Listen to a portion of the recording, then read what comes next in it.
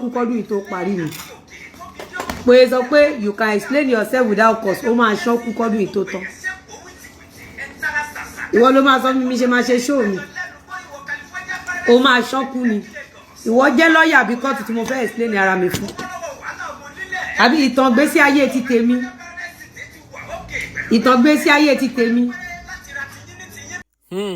ẹ̀yin èèyàn wa ẹ gbàdúrà fún Ìyábọ̀ Òjó Kàdíjà arábìnrin yìí ó ṣe ìpè gidigidi fún àwọn méjèèjì tí mo ṣe porúkọ wọn yìí Kàdíjà Ojú-Abẹ́ àti Ìyábọ̀ Òjó. Lizzy Anjorin ó gbé wọn ṣépè gbogbo ẹ̀yin olólùfẹ́ Ìyábọ̀ Òjó àti Kàdíjà Ojú-Abẹ́ ẹ gbìyànjú láti gbàdúrà fún àwọn méjèèjì torí wípé kì í ṣe ogun kékeré ló wà níwájú wọn èpè ńláńlá ni Lizzy Anjorin ṣe fún wọn. Ẹ jẹ́ ká wo fídíò yìí ẹ máa bá wa lọ lórí ètò wa níbí ó ti yá. ó ní wọ́n fẹ́ gbọ́ lórí social media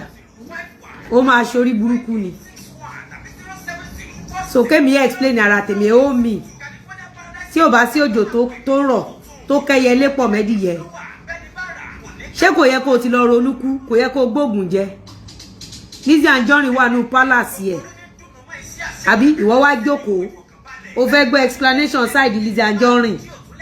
àbí ìwọ listen sí Ìyábọ̀ Òjó tó ń bá ti yín gbé gba donation ìwọ listen sí Fọláṣadé Sàríyù tó ti ṣòfò àwọn ọmọ ẹ̀ mẹ́rẹ̀ẹ̀rin tó lápá tí ò lè ṣiṣẹ́ ó lẹ́sẹ̀ kò lè ṣiṣẹ́ ó lójú kò lè fi ṣiṣẹ́ àbí Lizzy Anjorin sọ̀rọ̀ Ìyábọ̀ Òjó tí yẹ ìyá wèrè for 30 years ń sọ̀rọ̀ so Lizzy Anjorin tó níṣẹ́ lápá ó ń sọ̀rọ̀ Ìyábọ̀ Òjó tí yẹ ìyá wèrè for 30 years ó ń sọ̀rọ̀ ó wá gbọ́ ọ̀rọ̀ Ìyábọ̀ Òjó gbọ́ ó wá ní kí Lizzy máa explain ara ẹ̀ ó ti ṣòfò ọmọ mẹ́.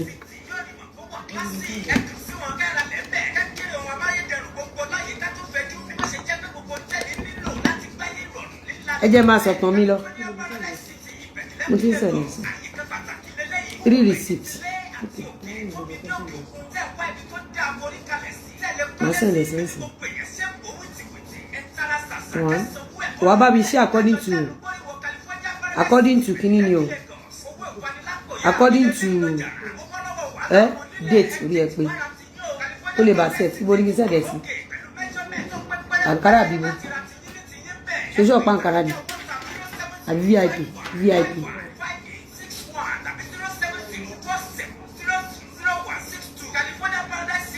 mọ̀ pọ́rọ̀ tí mò ń sọ lórí social media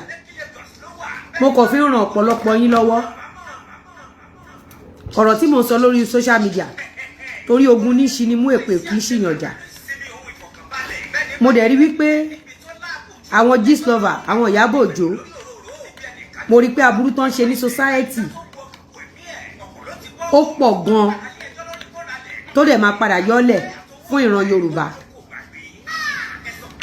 wà rí pé àwọn àgbàlagbà tẹ́ ń rí lórí social media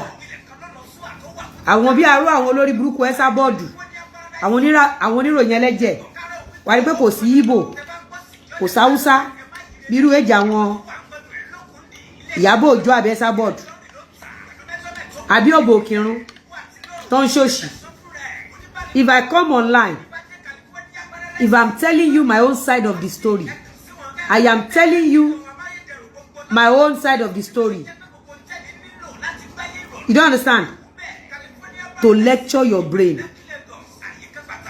Ṣé ẹ̀yin ní court, ẹ̀yin ní police station.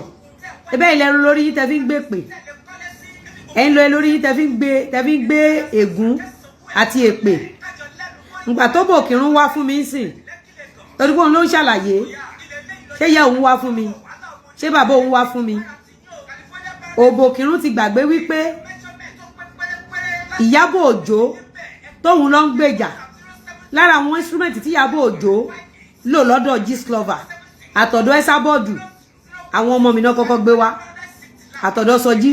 àtọ̀dọ̀ Dorcas àwọn ọmọ mi náà kọ́kọ́ gbé wá lẹ́yìn ìgbà tán gbá àwọn ọmọ mi wá ẹ́sà bọ́ọ̀dù ó lọ gbé bẹ̀rẹ̀ grand mọ́mì mi wá ọba ńlá ó lọ gbé bẹ̀rẹ̀ grand mọ́mì mi wá àbí mo purọ́ ojú yín ni kọ́là kan ṣe wọlé tó ní Èkìtì náà sì yá mi sí tó bá fẹ́ tẹ̀lé èèyàn lórí social media ẹni tó fẹ́ tẹ̀lé wá kọ́kọ́ wò pé irú iṣẹ́ wo leléyìí ṣe irú èmi ń sìn tó bá ṣẹ̀ mí tó bá ṣèkà fún mi tí n bá fẹ́ ṣe tèmi padà ó níbi tí mo máa lọ èmi ò ń wáyàn lọlé èmi ò ń wáyàn láàrin ọjà bí àwọn Ìyábọ̀ Òjó èmi ò lọ ń ya fídíò léèyàn oye as a matter of èmi kọ́ ni máa kọ́ ń lọ station àti court àwọn Ìyábọ̀ Òjó ló kọ́ máa ń lọ station àti court táwọn Ìyábọ̀ Òjó dẹ̀ ń lọ ẹ̀yin tẹ̀ ń tẹ̀ láwọn Ìyábọ̀ Òjó ẹ̀yin lẹ máa ṣẹ̀wọ̀n jù ẹ̀yin lẹ máa ṣẹ̀wọ̀n jù